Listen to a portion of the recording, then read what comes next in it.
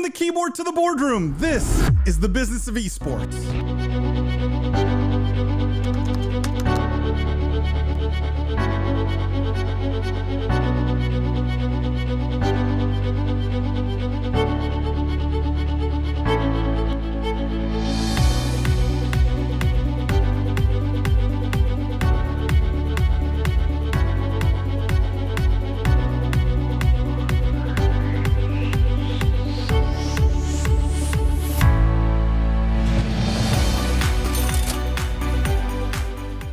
The Business of Esports podcast is sponsored by Esports Entertainment Group, a leading esports and online gambling company.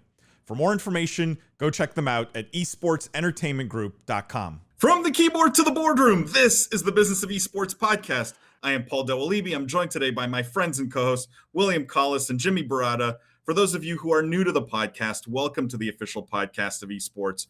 What we do here is we cover the most pressing gaming and esports topics and news of the week, but we look at all of it through a business and C-suite lens. We dissect, we analyze the business implications of everything happening in this industry. For our regular listeners, thank you guys for tuning in every week. Thank you for all the 5-star ratings and reviews, all the love you give the podcast. Thank you for telling your friends and colleagues about the podcast. If you haven't already, do that.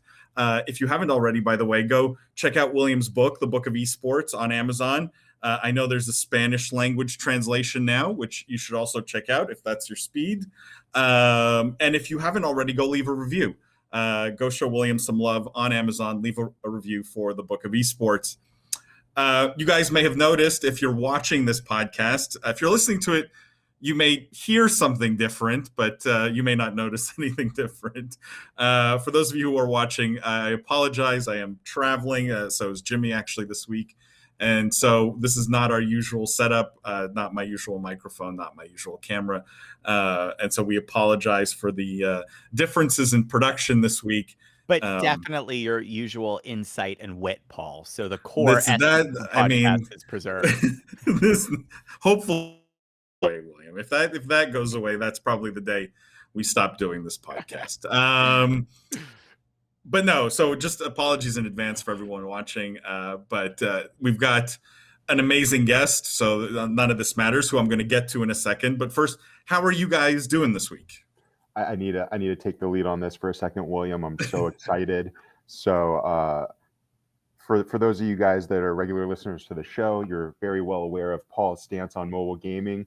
I wanted to share that yesterday, Paul gifted me a Razer Kishi mobile gaming controller.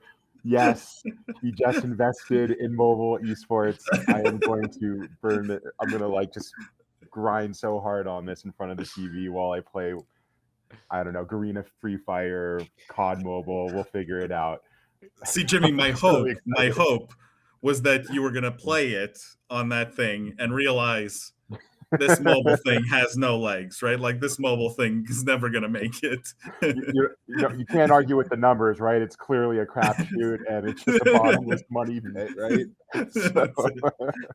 And I was also doing my part to support the mobile gaming ecosystem, because I figure, they're not making enough money in mobile gaming right now. So that's exactly right, Paul. You were their first purchase ever. They've been waiting for people to embrace the freemium model for a decade. Yeah.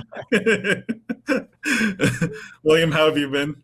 I've been awesome. Yeah, I mean, lots of great stuff happening. Not too much I can talk about openly, but lots of cool stuff. And then gaming, I've been playing a ton of amazing games recently. I actually feel like, funnily enough, we're in a glut of great games, including I've been making my way through, not an esport, but the Iki Island DLC for Ghosts of Tsushima. That's been a fun experience. So I feel like these are all my hour-long single player gaming experiences that I can sneak in at the end of a day. And Valorant, I'm actually very close to a big rank up in Valorant, so maybe I'll get to brag about my competitive score soon enough.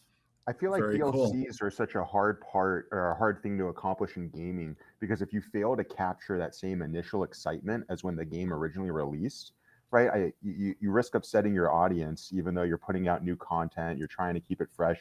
I've just had a lot of poor experiences. I'm curious, William, your thoughts on how that was executed.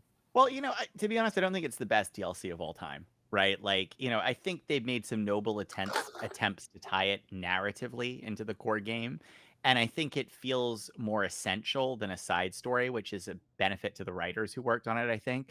I think that the reality is the gameplay systems wise, it's not a big step forward. I think I always look for DLC to introduce something new to the core gameplay mix. And this is very much like you liked the core game. Here's 8 more hours of the core game, which I think is a bit of a wasted opportunity, but it's such a strong core game. Like, what are you going to not play 8 more hours? It's particularly because I've had a big break from it. I beat it first on the PlayStation 4, so I haven't played the game in a year and a half. So, coming back to it's fun anyway. But yeah, I would recommend it to people who are on the fence for sure. I'm surprised neither of you guys are talking about the really big gaming news this week, which was not business related, which I will spend a minute on here. Valorant coming out with a butterfly knife, which is all every Discord server I'm in can talk about. I'm sorry, Paul. I only use the Sakura cherry tree themed skins in Valorant, so I can't equip that butterfly knife. But all right. Well, I know lots of people are excited about this. Looks really cool. I know what I'm excited about. I'm excited about our guest today, and I want to bring him in here because there's so much to talk about, and we are going to run out of time. We have none other than Mark Deppe on the podcast this week. Mark is the director of esports at UC-Irvine. Mark, welcome to the Business of Esports podcast. Thank you so much. It's a pleasure to get to speak with you today. Mark, for our listeners, so we've spent quite a bit of time talking about on the podcast in various episodes the intersection of education and gaming. Obviously, you are operating at the cutting edge of that intersection. Would love for our listeners a bit of your story, your background, how you got into esports and gaming, what you were doing before UC-Irvine, what you're focused on there now, what you're excited about in that space, some of the Mark story. Yeah, I'd be happy to. Just a heads up, we started our esports program. We officially launched it in the fall of 2016. That's when we had athletes on campus, a beautiful facility. And it was September 23rd, 2016. So we are less than a month away from our 5th year anniversary, which is super exciting. We're very much reflective on that progress. Prior to that, I spent my career doing events in higher education. So 5 years at UCLA after I graduated from there, 5 years at UC-Irvine doing campus events, breaking Guinness World Records, concerts, festivals, homecomings, things like that. But after 10 years in higher ed events, I was ready for personal growth. I went back to Cal State Fullerton to get my MBA. And as I was wrapping up that course, that program, our capstone course is a strategy course. And you had to write a crappy little 5-page paper on a publicly traded company. And I chose Blizzard because I literally drove by Blizzard every day on the way to school. And I was like, I'd like to work at Blizzard someday. Not going to talk about that this day. Yeah. Feelings have shifted. Maybe less so now. in 2021. But overall, the thesis of that paper was like, wow, esports is really growing in this is summer of 2015. As way before Overwatch League. Obviously, they had success in what am I thinking of? StarCraft, especially in Korea.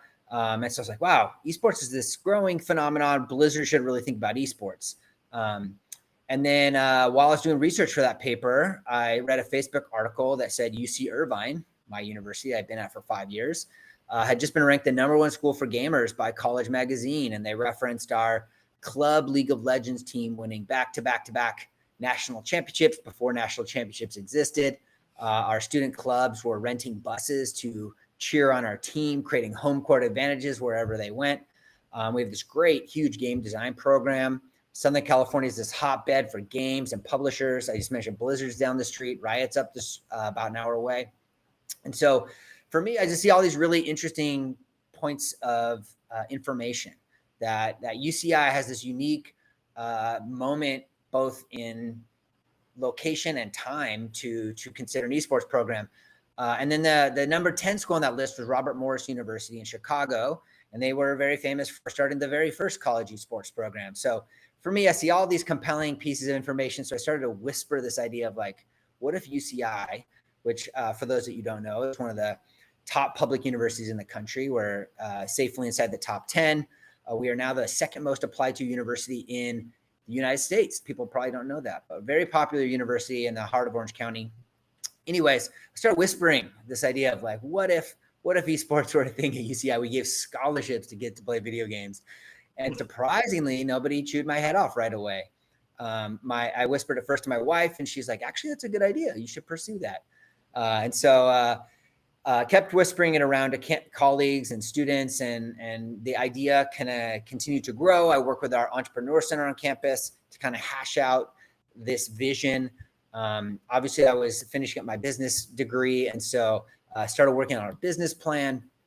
And so over the period of 6 months, we built a case. We kind of floated the idea slowly up the administrative food chain, walked into some open office hours, told a vice chancellor of student affairs about this thing with a bunch of the gaming community's representatives. And by December of 2015, we had a business plan, a large sponsorship offer on the table from iBuyPower, one of our actual first major sponsor, still with us today. And we pitched the chancellor and our executive cabinet, and we essentially said, look, if we launch this program now, we'll be ahead of the curve. We will have an opportunity to be the school of first choice for kids that love video games. We're always looking for ways to meet or exceed our peer universities, the UCLAs, the Berkeleys. And we can't do that if we're just going to copy what they've already done in a lesser fashion and 100 years slower than they did it. So anyways, that was some of the impetus for our program. We obviously have a wonderful team of staff and administrators on campus, incredibly talented students that were all part of this process. It's not a one-man show at all at UCI. And so, as I mentioned, we pitched this in the end of 2015. The first half of 2016, we announced our program. We signed a few other sponsors like Logitech, Pepsi. Now we just recently brought on Oakley. So we have some really wonderful brands as part of our program. And then we recruited some athletes, built the arena over the summer, and launched in the fall of 2016. We've been going 5 years strong. We have the last thing I'll mention is we support 2 games right now, League and Overwatch, and have varsity scholarships and coaching and team psychologists and exercise physiologists and staff to support all of those things. And then we have really taken a broad approach. This makes UCI's esports program very unique, is that we take this 5-pillared approach. So we compete, which is our first pillar. We also support academics and research. We contribute to the body of knowledge that people know about humans and games and how they interact. Thirdly, we engage with our community very intentionally, our clubs. We're trying to tackle some of the social issues around esports, certainly diversity and inclusion, trying to tackle online harassment and toxicity. Our 4th pillar is around entertainment, so streaming and broadcast. We have this wonderful stream. We have talent both in front of camera, behind camera to help show our teams when they play. And 5th and finally, we have a career pillar, helping students find out what they want to do after they finish their degree and help them get there. So another thing that makes our program really unique is this very, very broad approach to what we think of esports. So that's a little bit about my history of where we are. I guess the super last thing I'll say is that I don't have a deep esports experience necessarily. I was never a highly ranked gamer. I like to tell people I played way too much StarCraft in college. But that doesn't make you an esports expert. I'm really more of a higher ed entrepreneur. That's how I really identify. So someone that is able to understand the ecosystem, the forces, the people, the mechanisms of this incredibly bureaucratic, complicated, regulated environment, and do cool things. So that's a little bit about who I am and how we got started.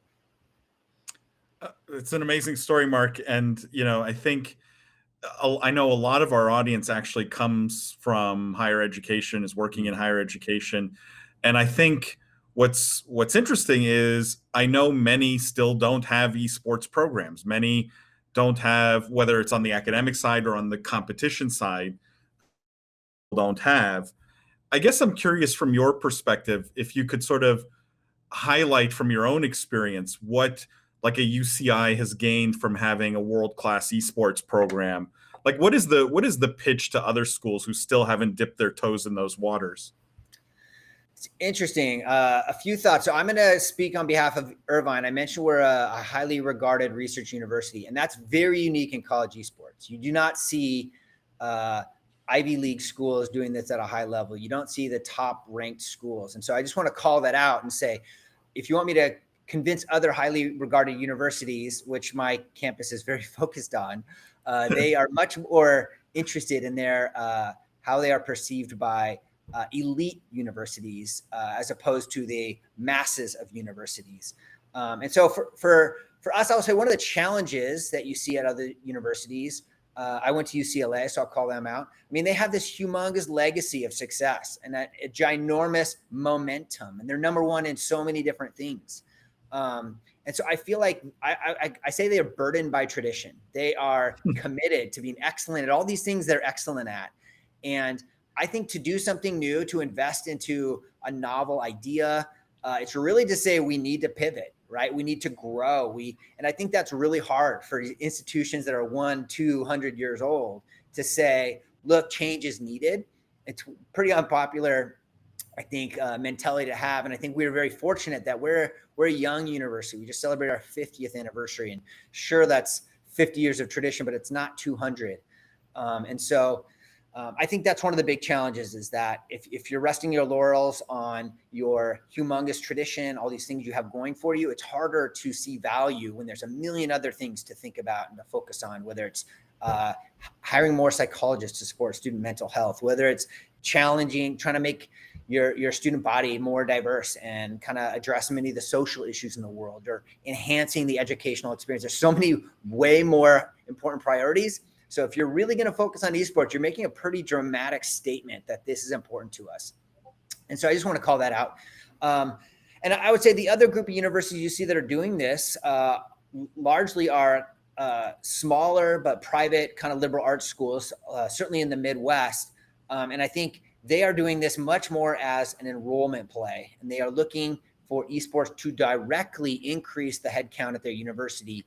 If you can bring in 50 esports athletes, you give them each a $3,000 or $4,000 scholarship, but they're still paying $35,000 to attend your university.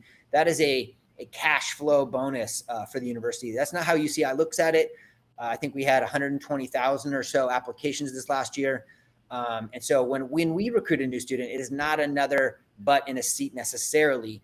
It is a chance for us to be number one, as I mentioned, a school of first choice for gamers. And I think that's a really compelling agreement for UCI, or argument for UCI, is that if you get into UCLA, Berkeley, and Irvine, I think a few years ago, the chances that you come to UCI are like 1% if you get into those three schools. But now I get to say, like, if I offer an elite esports athlete who got into UCLA and Berkeley a scholarship and they're not, we get 100% of those. And so that is a compelling piece for us. It is very unique. We are the only school really on the West Coast that's really heavily respected and invested in varsity esports. And so I will say it's a leadership play from us. I will say our chancellor loves when or our campus leaders love when other campus leaders from around the country ask about esports, and they get to celebrate, make an introduction to us. We do a little consulting, but they are perceived by their peers around the country as leaders in this area. So I think that's one of the big values for UCI. But like I said, other universities look at it very, very differently, and they're really trying to drive enrollment. They're trying to stave off this decreasing enrollment you see in a lot of these Midwest universities. And so it's very different. And I think it's really hard to make a compelling case to every university that you should do esports right now, because I think some are so committed to what they're already doing, and they have these huge legacies to kind of keep going. But I want to probe on that last point a little, Mark, because do you have a concern that universities can be too late to esports? So in other words, you mentioned a big benefit to UCI is the thought leadership, right? Like the first mover. You guys have cemented yourself now, I think, really as a legacy, as the first school ever, if not in America, certainly on the West Coast, to really aggressively create, an esports program that is more than just, let's play games, right? As you mentioned, you have this incredibly diversified approach. Do you see a world where esports is so popular, just like every school needs to have a baseball team, every school needs to have an esports team? And so schools that come last to the party are just going to be way too late. They're going to have all of the costs and, the infrastructure required to compete, and none of the benefits because they're just keeping up with the neighbors. I definitely think there's some risk. Certainly. I think we definitely benefited in terms of sponsorship dollars from being early movers. And we've worked really hard to keep those relationships positive. A lot of people look at our program, which for the first 3 years was cost neutral. We were able to generate revenue with our small business. Our arena was a cash positive place. And then our corporate sponsors helped us make this no cost to the university.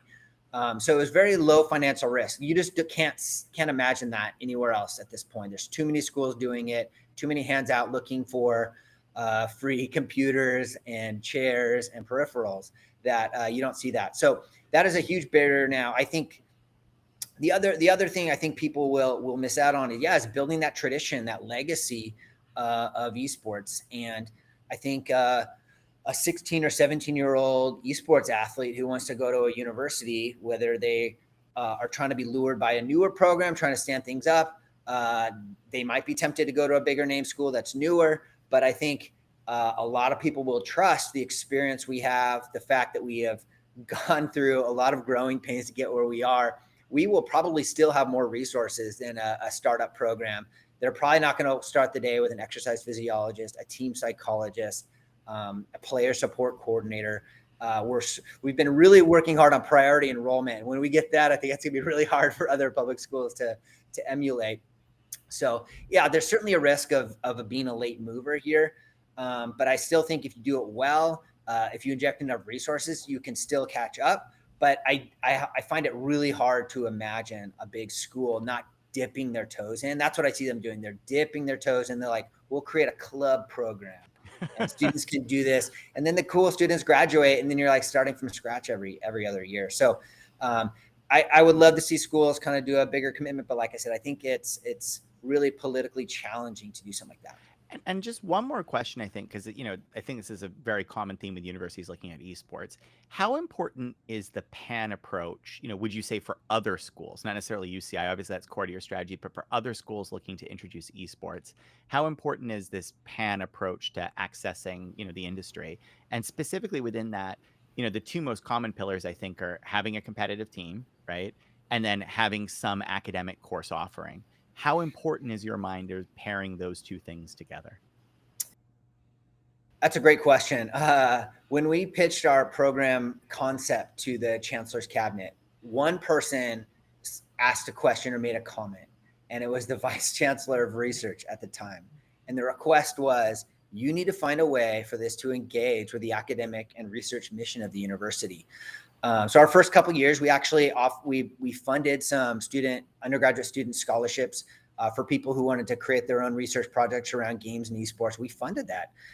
We also have created an esports research conference and done some other things.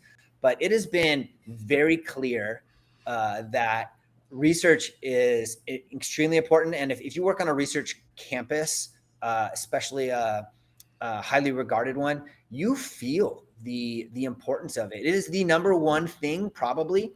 I would say you feel it is more important than the education of undergraduates. Research, generating, and I don't even think that's something I have to whisper. I think that's like I think a lot of people on campus would agree with that faculty are there to discover knowledge, to push what we know about the world. And certainly those are the people instructing students, and that's great. But a lot of that knowledge you can get anywhere. And so for UCI and top tier research, they really want to push the envelope. That's how they perceive their contribution to the world, is how many articles are you producing? What books are being written? How often are you cited? Are you viewed as subject matter experts? So I think that's a really good thing to note. But again, that's going to be for the Ivy League schools, the really highly regarded universities, the top 100. It's not going to be for everybody out there. Oh, go, Jimmy. I have so many questions, but jump in. Thanks, William. I appreciate it. And I didn't want to interrupt the flow. I did want to echo Mark's statement. As an instructor at UCI, when I was first being vetted, I thought one of the most interesting things or common themes that they were harping on was what I was doing, with my career and how I could involve that in the classroom setting. So I just wanted to echo Mark's statement, because it's really an environment unlike any else, where there is that real world application of what you're doing and what you're learning and how that gets applied. I did have a follow-up or rather a point that Mark brought up that I wanted to touch on before we went too much further. You had talked about, I think, involving corporate sponsors as a way to kind of help the business side of things even out on the books and really get full support from the university. I'm really curious because, we have a lot of other esports businesses and really all different entry points and perspectives of the industry. I'm curious your discussions with these sponsors, with these corporate sponsors, what the specific themes were, what they were interested in terms of the value that UCI brought to that type of a relationship that you think differentiates yourself from a for-profit business or someone that's perhaps pro or even more amateur in their approach. Yeah, that's a great question, and one we've had to reflect a lot on. Like, it's easy. Well, it felt easy early on to kind of sign some initial agreements, and that was, again, over 5 years ago, where we did that. And then you kind of reflect as you kind of consider renewal every year or whenever the agreement comes up, like, what value are we really adding? And they certainly want to know, what value are you adding? And so it has evolved. I think initially people were very excited for the explosive growth and for us being a really unique university to start. I've talked a lot about how highly regarded our academics are, but our teams and our school was really good at these games. Like, we have a very nerdy campus culture, and video games are, like, being a gamer is a totally normal thing, I think, maybe in society generally today, but I think it was cool at UCI before it was cool everywhere. And so I think people saw the potential for us to really build something special. But I'll say now, Jimmy, like, we certainly have way more direct marketing outcomes that we need to meet. I've actually brought on 2 business school students to be interns, and they're kind of on this business development side. So they don't sign new sponsors, but we have bi-weekly meetings with each of them, and we lay out our marketing plans for the quarter, what events we're doing, what streams we're hosting, what our teams are up to. We talk about what social campaigns we're each running, and we collaborate. And so we mutually agree upon a marketing plan. Then we have to execute it, and then we have to prove that we've executed it and show the metrics. And I think that's the future of digital marketing. And I don't think a lot of people understand that's kind of the expectation now of these companies. We are not as popular as the biggest streamers. You can get a cheaper view from any popular streamer out there. But I think when you combine that with us being thought leaders, us hosting conferences, us being our teams being on the stages at finals and senior logo on it, and then add in, we're going to try really hard to co-market and we'll be great partners on that front. I think that's where the value is now. So it's kind of like we are a flagship collegiate program. We're a blue chip that you want to invest in, but you feel good about your investment because we're going to send you a slide deck that you can send to your boss that shows all these things we collaborated on. And we certainly weren't doing that years 1, 2, or 3, but as we've adjusted to life in COVID and been more reliant on sponsors, we certainly know we need to up our game. That kind of leads me to another question I was really excited to ask. You said you weren't there year 1, you're there now. And I feel safe asking this question because UCI has been so successful. But particularly for other universities trying to build programs, like, what do you think the biggest mistake you made was? Like, what's the thing looking back that you wish you could say, I wish we'd done that differently? And that, by implication, you could advise other schools that are building programs to say, geez, don't do this or avoid this pitfall, Learned a lot. One of my most common answers is that you should engage your faculty earlier. I mentioned the research mission. I mentioned the teaching. Faculty are at the heart of that. They are the ones with PhD degrees. They're they're famous in their fields. They are all incredibly smart, but they're also really concerned with the reputation of the university, and they're all really committed to making UCI the best it can be.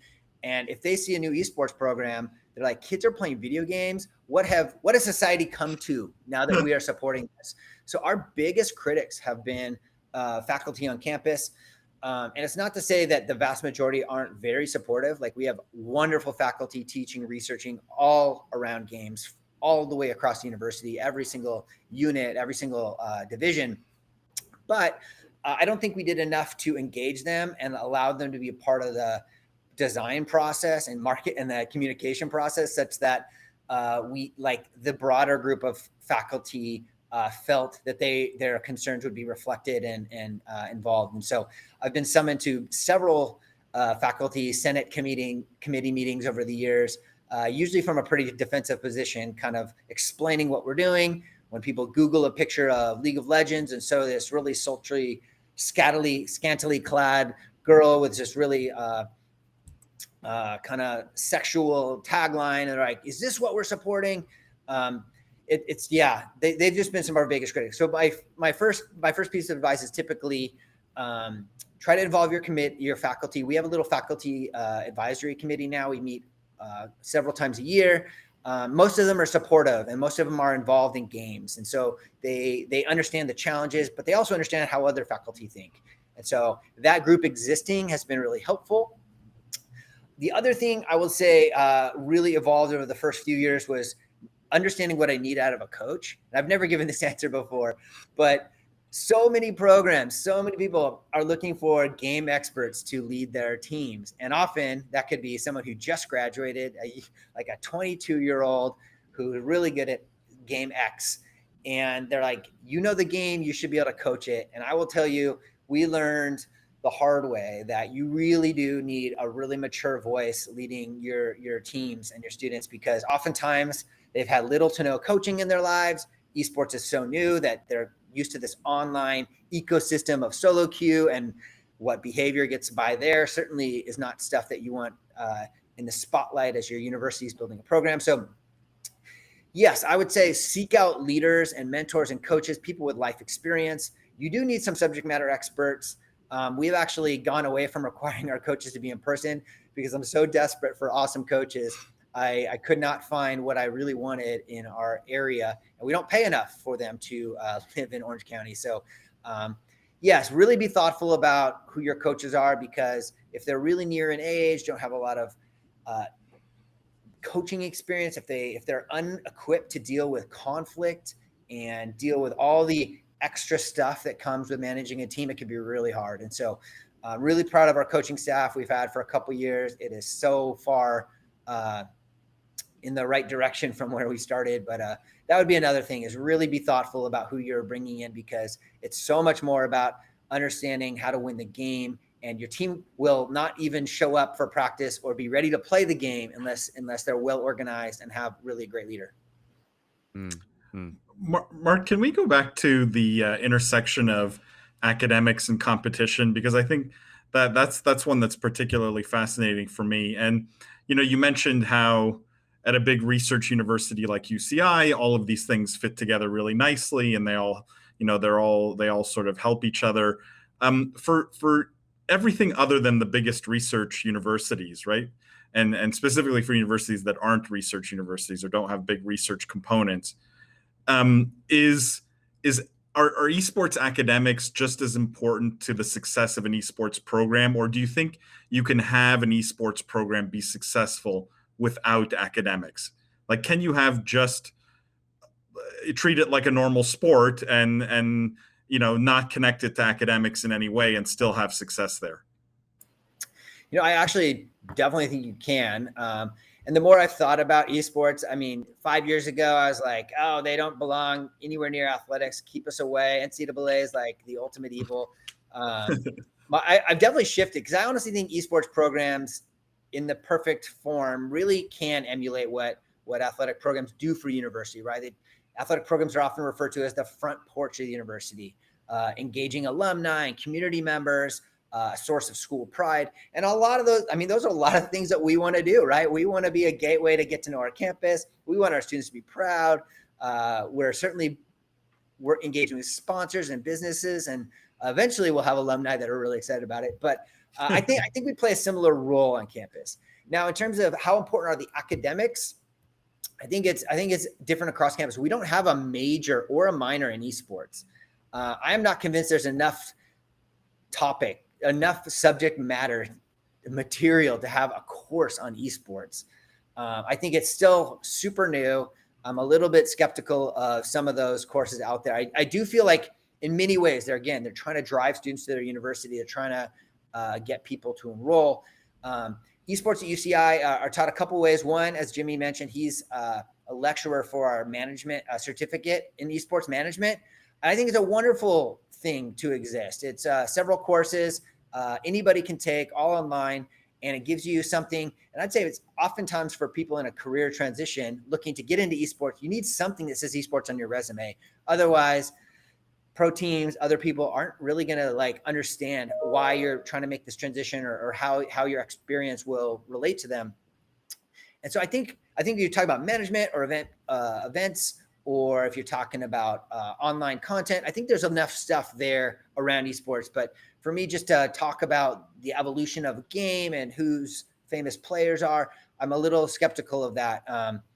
I will say we do reference esports. We have a games and society course. I think it's very relevant as a topic within a broader topic of how are games and people evolving. Esports is certainly a phenomenon worth a lecture or two or a few. I've been a guest lecturer a few times in our games and society class, several other classes in Southern California. But I don't know how important it is to have a whole degree around it or a minor around it. But I do think when you go back to the mission of the university, it is so much easier to sell your program. It's so much easier to justify the importance. Look at Utah, Boise State. Utah's got a great entertainment and arts and engineering program, and esports fits very neatly in an academic unit, which is really interesting. We're in student affairs. You look at Boise State, similar thing is in, I think they're a school of digital media or something like that. And so that's an easy alignment with the academic mission of the university. We have a much harder sell. We're not in athletics. We're not an academic unit, but we have a broad focus because we're in student affairs. We're like, how do we support the holistic human, and how do we help young people gain the skills they need to thrive in life? So I think it depends on what your goals are, but I think finding a connection is really important, but I don't know if you need to go all in like some schools are. Kind of again, going back to the founding of the program and the early successes you guys had. I'm curious, you talked a lot about engaging faculty and sort of the build out on the administrative side. But what about on the student side? What were the key things that students did to help give the program traction? And you mentioned you were lucky enough to have a rich culture around games there, but I can't imagine you guys had all the success without some of the students really taking leadership positions. Is there anything you want to highlight around that topic? Yeah, I would love to. I'll say there were several students that but for them, we would not have existed. A lot of moments when we were building this program that you needed everything to go right a few times, and they did, or one thing could have gone wrong and we would have been stopped in our tracks. So some of the key students were members of our Association of Gamers. Kathy Chung, who has worked with us since day one. She was the president at the time, really articulate and just a wonderful leader. And so she was someone you could bring to meetings with executives, and really impressed to see a wonderful woman leading a group of gamers. And I will say she certainly fits this interesting tradition in college esports of having really wonderful female leaders in clubs. Anyways, she was one leader, and we hired her right out of college to run our arena. She's our assistant director now. She's about to depart and pursue her life after UCI in a couple months here. But she was definitely one that was really involved. And we also had another student, a vice president at the time, and he was mentoring high school esports folks. And one of the kids he was mentoring was the son of an iBuyPower vice president. And so with a few text messages, we get a sit-down meeting with the VP of iBuyPower, their head of marketing. I didn't even have a pitch deck at this time. I was thinking I was going to ask for some graphics cards from iBuyPower. And they asked me like what I needed for the program. And I was like, if we can make this cost neutral, I bet I can get the university to say yes to this. And then what do you need? And I mentioned the number, which I thought was really high at the time, which was grossly underestimating the cost of an esports program. But I mentioned a number, and a few weeks later, we signed NDAs, and they essentially had an offer for that amount of cash and product to help us get going. And so, super cool. Without those two students, like we would have been super far from tackling some of the major issues. And then Kathy, she's just done everything from us. She's been our backbone, helped launch our arena, does all the tech stuff, software and hardware for our space, train student staff. Just really passionate about the student experience. We've had certainly some key students help us build the program. And then we've had dozens of awesome students who have been a part either as an athlete or a staff member with us. Mark, can we go back for a second to the comparison with athletics? Because I think that's an interesting piece of the puzzle that we've talked about a few times on this podcast. But esports seems to struggle specifically with like the path to pro, right? And making that a business or a path that works for many. Like with football, it's easy. It's all sort of figured out, right? You play in high school, you stand out, you get recruited by colleges. If you stand out in college, you get recruited by pro teams and you get drafted and away you go, right? And there's sort of this path that everyone in football follows. With esports, the struggle, at least in my mind, with doing esports in college is, you may finish college at age 22, 23, right? Like you may be in your early 20s, but from a gaming standpoint, in some of these games, you're potentially literally over the hill at that point, right? You're maybe too old in some of those circles. Do you see college ever fitting into the path to pro for people, or will college gaming and college esports exist outside of the professional leagues in your mind? Love this question. I have very strong opinions about it. First, I will say I hate the term path to pro because it assumes that professional esports is a destination where you can be like, cool, I made it.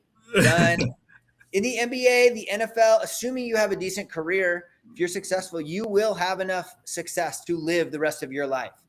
That is just so far from the truth with esports. There's a handful of people who have made enough money in their early 20s to retire, and assuming they haven't spent it all by the time they retire. So for me, I think we need to get over this idea of professional esports as of 2021 is not a place that we should be steering students or young people to say, if you make it there, you're good. Like you've done it. I think I would prefer we use the term path through pro. I have no problem with people playing professional, but they need to have a next step figured out.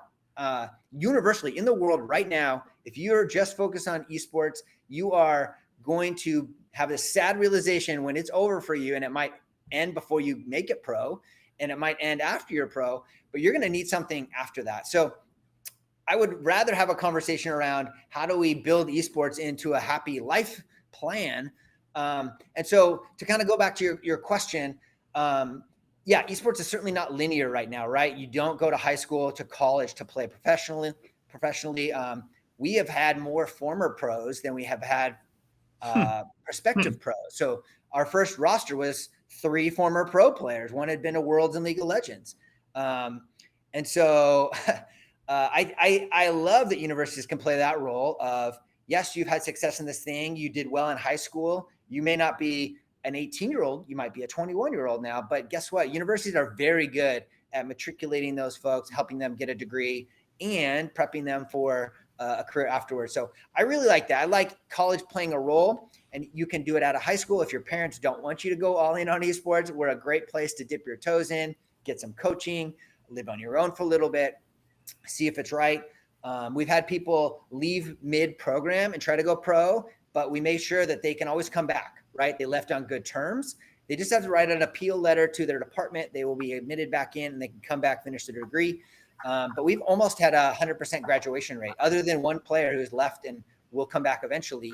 All our students graduate. We're really focused on that. And that's, again, a unique thing about our program. But I am not in love with this idea that professional esports is something to fully aspire to. I would love to see some of these folks go be game designers or coaches or other things, but being a 25-year-old retired esports athlete is not what I want to see any of my students do. Like, that's not a career choice I want any of them to make. There's not enough streaming eyeballs in the world to be a streamer your whole life. So for me, I'm way more interested in what are you going to do after esports, and college could fit in anywhere in that. But keep your options open. Don't drop out of high school. Don't let your grades tank. Make sure college or higher ed, no matter where you go, is part of make sure it's an option for you. I love that. Guys, I don't know if you, Jimmy, William, if you have any other questions, but I wanted to get to at least one piece of news here, unless either of you had any other questions. I mean, I have infinite questions for Mark, but I let's know. jump into news because I think the perspective on current events will be really valuable here too. Well, So. I picked a story here that's like highly relevant, obviously, and I think it's just going to lead to more questions. So not so much news here, but this was an article regarding Butler University. So the headline here was Butler University to begin construction on high-tech esports arena. Basically, they're going to be building a 7,500 square foot facility. According to the article, they have 9 athletes on their collegiate esports team, hundreds of students on club teams, and they have an esports minor that has curriculum that spans communication and business. So they seem to have all the pieces, or many of the pieces we've talked about today. I guess my question for you, and starting with you, Mark, is what do you make of the facility question here? Like, I think one of the trends we're seeing in esports news is more and more universities investing increasingly large dollars building out essentially mini arenas on campus. How important in your mind are the facilities? Do we think all the biggest schools and biggest esports programs are going to need arenas on campus, or is this a mistake? I think the term arena, like, I kind of regret using that term because it certainly suggests there's seats and you're watching the spectacle. And really, it's the term that Robert Morris used. I'd heard it in other places. And yeah, I mean, essentially we're a fancy computer lab. That's what we are in our space. So arena, for anyone who cares a lot about it. That's clever. I like that. We just need funding for a computer lab. Yeah. So a fancy one though, Paul, really fancy. Yes, fancy. We have wonderful carpet. You should come check out our carpet. Very proud of our carpet. But I think facilities are really important. And I think to do it well, I think their strategy, it sounds like it's going to be multi-purpose, which is really important. Much easier to get buy-in. It's going to be attached to, it sounds like, at least 2 schools, your journalism and business school. So I think those are great ideas. But yeah, I think that's just a thing in higher ed. You want to have the new facility, or we're always building new things. There's always cranes on college campus. There's always new construction, new growth happening. And so I don't think this is an esports specific trend. I think it is trying to continue to evolve and meet the needs of folks. And esports is super sexy right now. And so, I think if a facility is great, hard to know what it's actually going to be.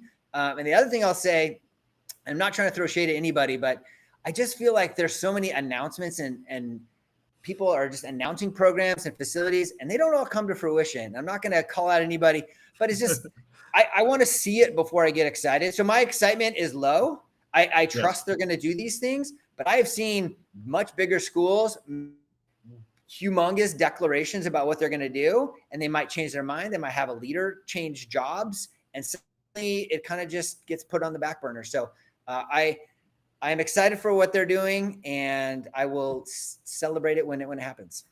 Well, here's a question for all you guys.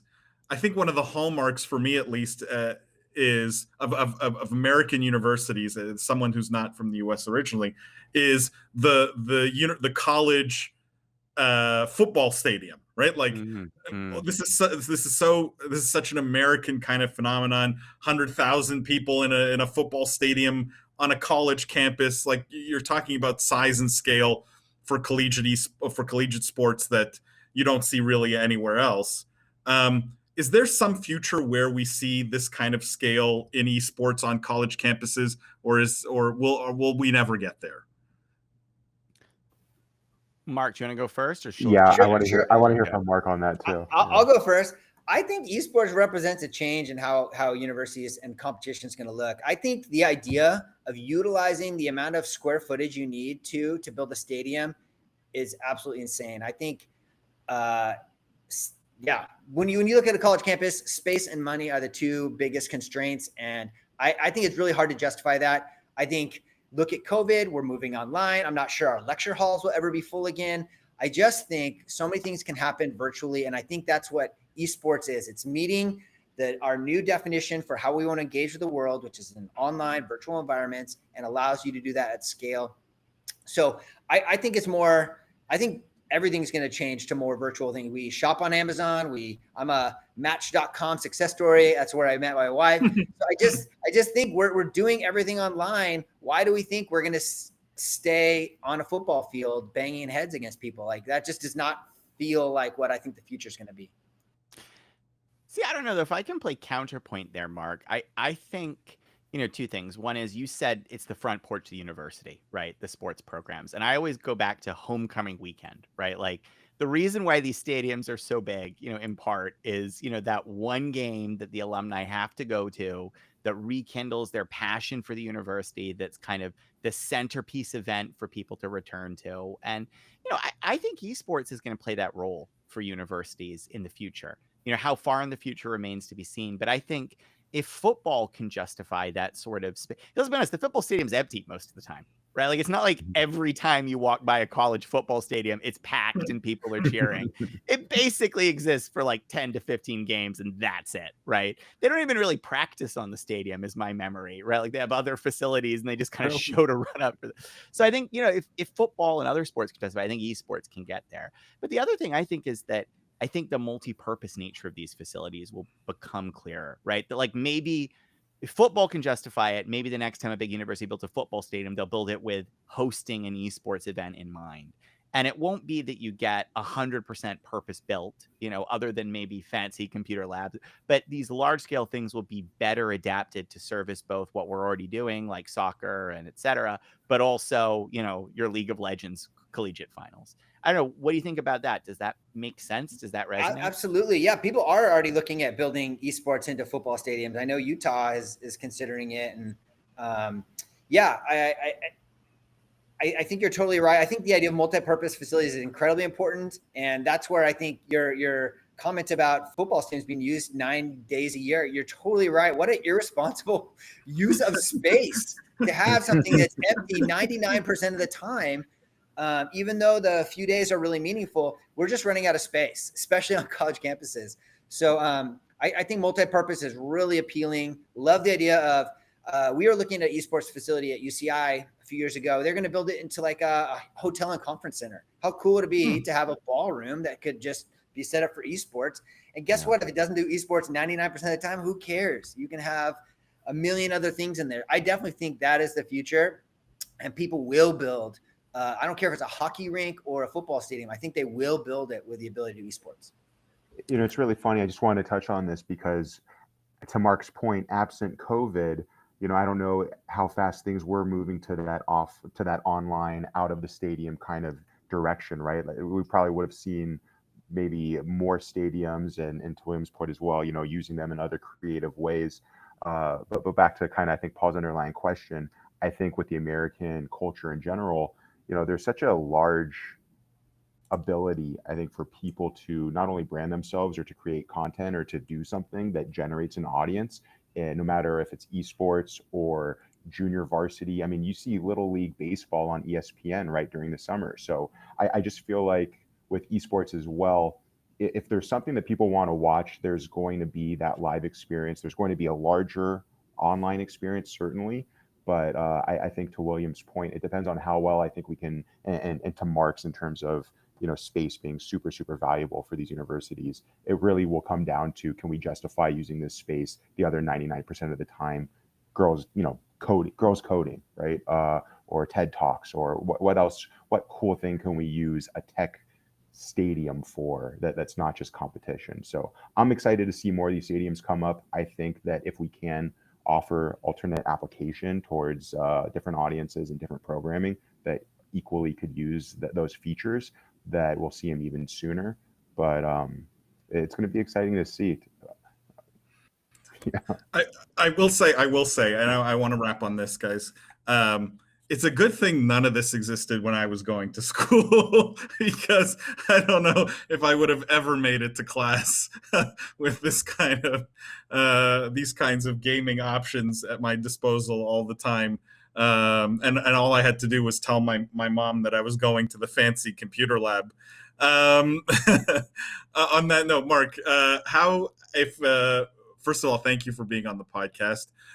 If people want to reach you, if you want to be reached, or where can they follow you? Where can they follow what UCI is doing in esports? Probably the easiest way to find me is on Twitter at UCI Kaboom, or you can follow our esports program at UCI Esports. Those would be two good ways to find me. Very cool. Thank you so much for being on the podcast. Jimmy, William, thank you guys as always. For all of our listeners, don't forget, guys, every Wednesday evening we do a live stream. We cover all the news that didn't make it into the podcast. It's a lot of fun. Wednesday, 8:30 p.m. Eastern time. We stream it everywhere. Everywhere you follow us, you should be able to find it. And also, don't forget, go leave a review. The Book of Esports on Amazon. Go show William some love. Leave a review there.